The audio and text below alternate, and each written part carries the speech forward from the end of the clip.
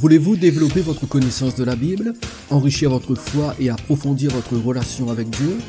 Accédez à des ressources captivantes en bénéficiant des formations en ligne de Libre Accès Academy. Libre Accès Academy vous propose un parcours de théologie pratique, une école de formation de disciples et une introduction à la prophétie biblique. Mais Libre Accès Academy, c'est bien plus encore. Découvrez des trésors d'édification spirituelle inestimables en vous rendant sur notre page d'information.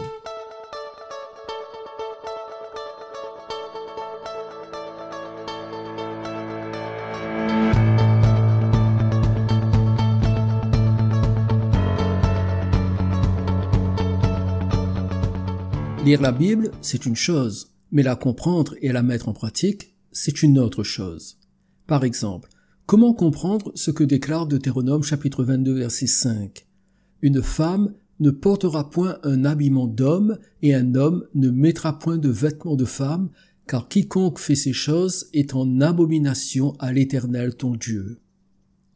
Est-il interdit à une femme de porter un pantalon ? Bien sûr que non, car ce n'est pas ce que signifie ce verset.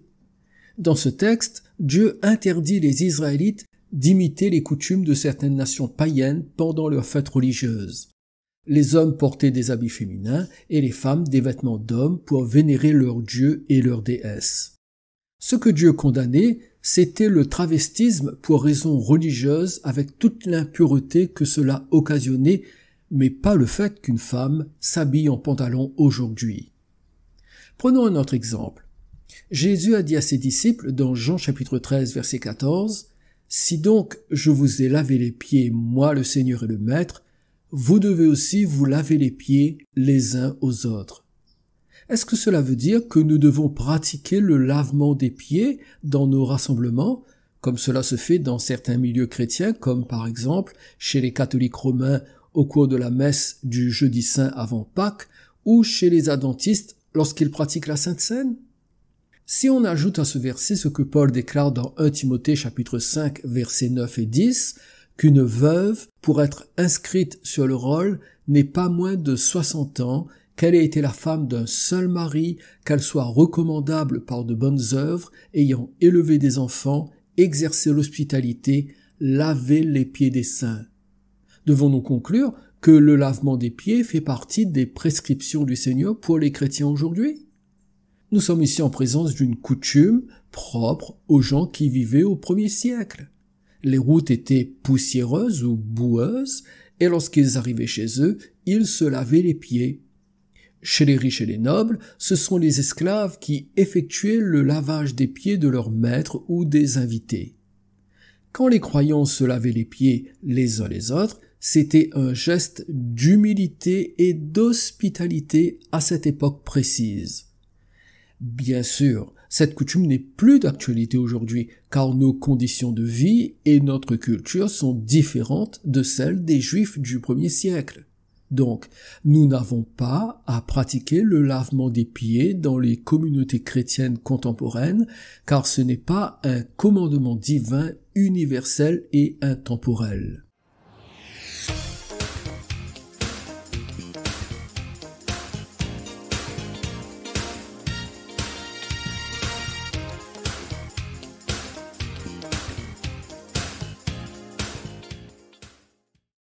Nous pourrions multiplier les exemples, mais il faut garder présent à l'esprit que la Bible doit être correctement interprétée avant d'être appliquée. Or, pour interpréter la Bible, il y a quelques règles qu'il faut respecter, sinon on risque de comprendre de travers ce qu'elle dit. La première de ces règles est exprimée dans 2 Timothée chapitre 2 verset 15. « Efforce-toi de te présenter devant Dieu comme un homme éprouvé, un ouvrier qui n'a point à rougir, qui dispense droitement la parole de la vérité. » Il y aurait beaucoup à dire sur ce verset, mais nous allons nous concentrer uniquement sur l'expression « dispense droitement », car c'est sans conteste la principale clé pour une juste interprétation de la Bible. Elle traduit un seul mot grec, orthotoméo, qui signifie couper sur une ligne droite pour diviser et répartir correctement. La version française de la Bible King James ou Bible du roi Jacques traduit ce verset de façon plus conforme à l'original. Étudie pour te présenter approuvé à Dieu comme un ouvrier qui n'a pas à avoir honte, divisant droitement la parole de vérité. En d'autres termes, quand nous lisons la Bible, si nous voulons la comprendre correctement, nous devons savoir diviser entre les textes qui nous concernent directement et ceux qui ne nous concernent pas directement. Cela signifie que tout ce qui est écrit dans la Bible ne réclame pas de notre part une stricte obéissance, car certains textes ne nous sont pas adressés. Voici une bonne façon de souligner cette division.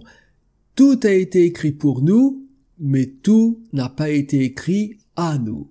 Je répète, tout a été écrit pour nous, mais tout n'a pas été écrit à nous. Pour nous veut dire que nous devons tout lire car nous avons des choses à apprendre dans l'ensemble de la Bible. À nous signifie que nous devons obéir systématiquement ce que nous lisons. Que tout a été écrit pour nous est clairement stipulé par Paul qui dit dans Romains chapitre 15 verset 4 « Or tout ce qui a été écrit d'avance l'a été pour notre instruction afin que par la patience et par la consolation que donnent les Écritures, nous possédions l'espérance. » Ainsi que dans 1 Corinthiens chapitre 10 verset 11, ces choses leur sont arrivées pour servir d'exemple et elles ont été écrites pour notre instruction à nous qui sommes parvenus à la fin des siècles. Donc, il y a des textes dans la Bible qui nous servent d'exemple pour notre instruction parce qu'il y a certains principes que nous devons apprendre, mais cela ne veut pas dire que nous devons obéir de façon systématique à ce que disent ces textes. Le lavement des pieds est une bonne illustration de cette vérité. Nous sommes instruits sur l'humilité sans que nous soyons obligés de nous laver mutuellement les pieds. C'est pourquoi l'épisode où Jésus lave les pieds de ses disciples dans Jean chapitre 13 verset 14 a été écrit pour nous, pour notre instruction, mais pas à nous, c'est-à-dire pas pour que nous obéissions systématiquement à ce qui est écrit.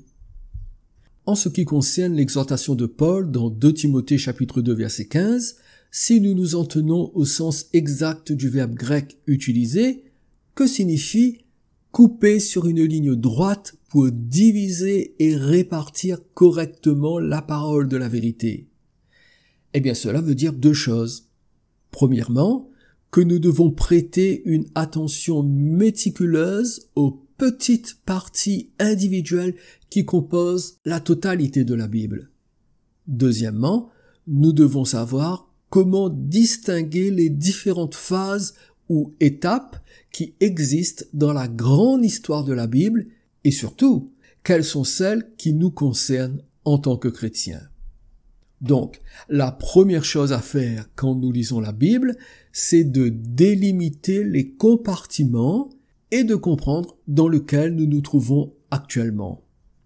Globalement, la grande histoire de la Bible comporte 7 compartiments. Examinons-les successivement. Premier compartiment, la création. Genèse chapitre 1er verset 26, puis Dieu dit « Faisons l'homme à notre image, selon notre ressemblance, et qu'il domine sur les poissons de la mer, sur les oiseaux du ciel, sur le bétail, sur toute la terre, et sur tous les reptiles qui rampent sur la terre. » La Bible commence par l'œuvre créatrice de Dieu qui culmine avec la création de l'être humain le 6e jour.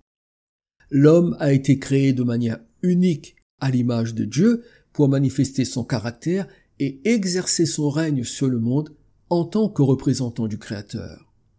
Le premier couple, Adam et Ève, a bénéficié d'une communion chaleureuse et étroite avec Dieu dans le jardin d'Éden. Mais hélas, cela n'a pas duré. C'est ce qui nous amène au second compartiment, la malédiction. Genèse, chapitre 3, du verset 16 au verset 19. Il dit à la femme, « J'augmenterai la souffrance de tes grossesses. Tu enfanteras avec douleur, et tes désirs se porteront vers ton mari, mais il dominera sur toi. » Il dit à l'homme, « Puisque tu as écouté la voix de ta femme, et que tu as mangé de l'arbre au sujet duquel je t'avais donné cet ordre, Tu n'en mangeras point, le sol sera maudit à cause de toi. C'est à force de peine que tu en tireras ta nourriture tous les jours de ta vie. Il te produira des épines et des ronces, et tu mangeras de l'herbe des champs. C'est à la sueur de ton visage que tu mangeras du pain, jusqu'à ce que tu retournes dans la terre d'où tu as été pris, car tu es poussière, et tu retourneras dans la poussière. Dieu est à la fois saint et aimant. Nous avons été créés pour avoir une relation intime avec lui et le glorifier. Malheureusement, Adam et Ève ont été trompés par Satan et ils ont remis en question la fidélité de Dieu. Ils ont choisi de se rebeller contre le commandement de Dieu de ne pas manger le fruit de l'arbre de la connaissance du bien et du mal. Par leur décision, tous les êtres humains sont désormais spirituellement morts et séparés de Dieu. Ils sont incapables de réparer les effets du péché et ils ont tous, sans exception, désespérément besoin de l'intervention salvatrice de Dieu. C'est en raison de ce besoin de salut qu'intervient le troisième compartiment, l'alliance. Genèse, chapitre 12, versets 1 à 3. L'Éternel dit à Abraham, « Va-t'en de ton pays, de ta patrie et de la maison de ton père, dans le pays que je te montrerai. Je ferai de toi une grande nation et je te bénirai. Je rendrai ton nom grand et tu seras une source de bénédiction. Je bénirai ceux qui te béniront et je maudirai ceux qui te maudiront et toutes les familles de la terre seront bénies en toi. » Dieu a tendu la main à l'humanité pécheresse de plusieurs manières. Il a sauvé Noé et sa famille à une époque de jugement en faisant avec lui une alliance afin de ne plus détruire la terre par un déluge. Puis, il a conclu une alliance avec Abraham, laquelle est devenue le fondement de son plan de rédemption pour l'humanité. Dieu a promis de créer une nation à partir d'Abraham et de bénir tous les peuples du monde à travers lui. Abraham a cru en Dieu en acceptant son alliance. Par la suite, nous voyons que Dieu a fait que les descendants d'Abraham deviennent 12 tribus qui sont malheureusement devenues esclaves en Égypte. Cela conduit au quatrième compartiment, la loi. Deutéronome chapitre 28, versets 9 et 10. Tu seras pour l'Éternel un peuple saint, comme il te l'a juré, lorsque tu observeras les commandements de l'Éternel ton Dieu et que tu marcheras dans ses voies. Tous les peuples verront que tu es appelé du nom de l'Éternel et ils te craindront. Après un peu plus de 400 ans d'esclavage en Égypte, Dieu a libéré les descendants d'Abraham par l'intermédiaire de Moïse et il a fait d'eux son peuple qu'il nomma Israël. Dieu a montré son amour pour les Israélites en leur accordant 3 dons particuliers, la loi, les sacrifices et la terre promise. Plus tard, Dieu fit alliance avec le roi David en lui promettant que l'un de ses descendants deviendrait le Messie et occuperait son trône. Ce Messie ferait 2 choses. Premièrement, il établirait un puissant royaume qui serait un refuge pour le peuple de Dieu. Deuxièmement, il jugerait et condamnerait ceux qui se trouveraient en dehors de son royaume. Alors que l'histoire progresse, le 5e compartiment se met en place, la rédemption. 1 Corinthiens chapitre 15, versets 3 et 4. Je vous ai enseigné avant tout, comme je l'avais aussi reçu, que Christ est mort pour nos péchés selon les Écritures, qu'il a été enseveli et qu'il est ressuscité le 3e jour selon les Écritures. Jésus est bien sûr le Messie promis par Dieu au roi David. Lorsqu'il est venu, le royaume de Dieu a fait irruption dans un monde imprégné de péché. Son incarnation a révélé la vraie nature de Dieu ainsi que sa volonté de restaurer l'intention originale de Dieu pour l'humanité. La mission de Jésus l'a conduit à la croix où il est mort pour sauver tous les hommes, tant les Juifs que les païens. Après 3 jours, Jésus est ressuscité des morts, puis il est monté au ciel, d'où il reviendra pour établir pleinement le royaume de Dieu. L'œuvre de la rédemption a eu pour résultat le 6e compartiment, l'Église. Actes chapitre 2, versets 42 à 47. Ils persévéraient dans l'enseignement des apôtres, dans la communion fraternelle, dans la fraction du pain et dans les prières. La crainte s'emparait de chacun et il se faisait beaucoup de prodiges et de miracles par les apôtres. Tous ceux qui croyaient étaient dans le même lieu et ils avaient tout en commun. Ils vendaient leurs propriétés et leurs biens et ils en partageaient le produit entre tous selon les besoins de chacun. Ils étaient chaque jour tous ensemble assidus au temple, ils rompaient le pain dans les maisons et prenaient leur nourriture avec joie et simplicité de cœur, louant Dieu et trouvant grâce auprès de tout le peuple, et le Seigneur ajoutait chaque jour à l'Église ceux qui étaient sauvés. Avant de retourner auprès du Père au ciel, Jésus a confié à ses apôtres et à ses disciples la mission de répandre son enseignement et de faire des disciples. Après être monté au ciel, Jésus a envoyé le Saint-Esprit et a établi une communauté spirituelle pour ceux qui placent leur foi en lui. Cette communauté, c'est l'Église, qui est chargée de proclamer l'évangile du salut à l'humanité, et tous ceux qui acceptent l'évangile et croient dans le salut offert par le Christ deviennent les membres de cette Église. Et enfin, lorsque l'Église aura accompli son rôle, le 7e compartiment fera son apparition, la nouvelle création. Apocalypse, chapitre 21, du verset 1 au verset 4.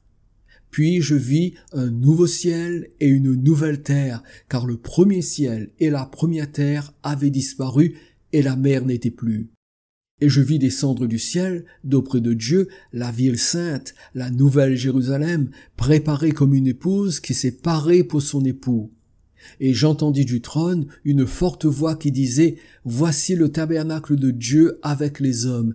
Il habitera avec eux et ils seront son peuple et Dieu lui-même sera avec eux. Il essuiera toute larme de leurs yeux et la mort ne sera plus et il n'y aura plus ni deuil, ni cri, ni douleur, car les premières choses ont disparu. » Jésus a promis à ses disciples qu'il reviendra pour supprimer complètement les effets de la malédiction et inaugurer une ère nouvelle où le péché, la mort, la douleur et la tristesse disparaîtront à jamais. Ce sera la nouvelle création. C'est l'espérance bénie de tous les disciples de Jésus depuis que l'Église existe. En attendant ce moment, Jésus offre aux humains une invitation permanente à entrer dans son royaume spirituel. Cette invitation comprend le salut par la grâce au moyen de la foi. Lorsque Jésus reviendra, il jugera les vivants et les morts. Certains seront rejetés loin de Dieu à cause de leurs péchés et certains seront avec Dieu pour toujours dans le nouveau ciel et la nouvelle terre. Voici comment nous pouvons illustrer ces 7 compartiments. Ce que nous venons de dire est un très bref survol de la grande histoire de la Bible. Il s'agit même d'un résumé très concis qui ne tient pas compte de certains développements précis de l'accomplissement des desseins de Dieu. Nous les verrons de façon plus détaillée au cours de notre étude, mais je voulais que vous ayez une vision globale des grandes étapes de l'histoire de la création. C'est la raison pour laquelle je me suis limité à ces 7 compartiments. Mais gardez présent à l'esprit que ce sont des raccourcis et qu'il y a beaucoup plus dans le plan de Dieu.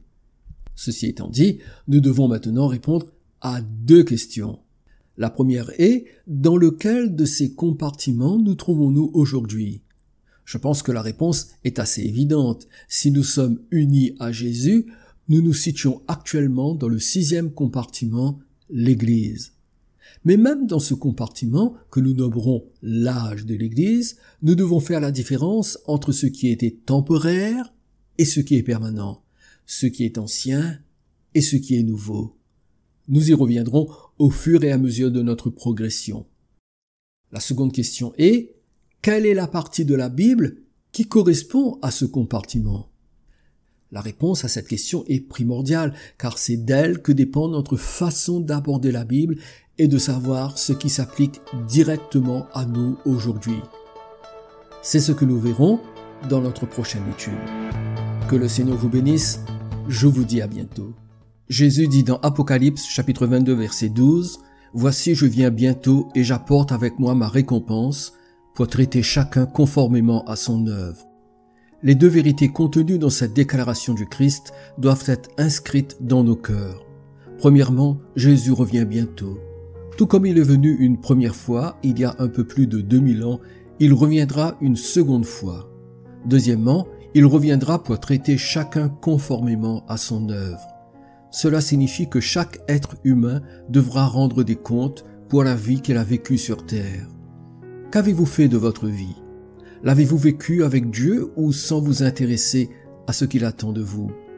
Vous êtes né dans un état de séparation d'avec Dieu, mais il a donné Jésus son Fils pour vous réconcilier avec lui. Avez-vous fait la paix avec Dieu? Quelle est la récompense que Jésus vous donnera lorsqu'il reviendra?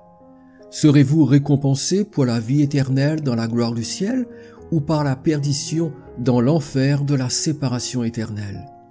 Si vous ne l'avez pas encore fait, tournez-vous vers Jésus-Christ de Nazareth. Croyez dans sa mort et sa résurrection et soumettez-lui votre vie entière. Il pardonnera vos péchés et remplira votre âme de la paix, de la réconciliation avec votre Créateur. Croyez en Jésus et entrez dans le salut qu'il vous offre aujourd'hui.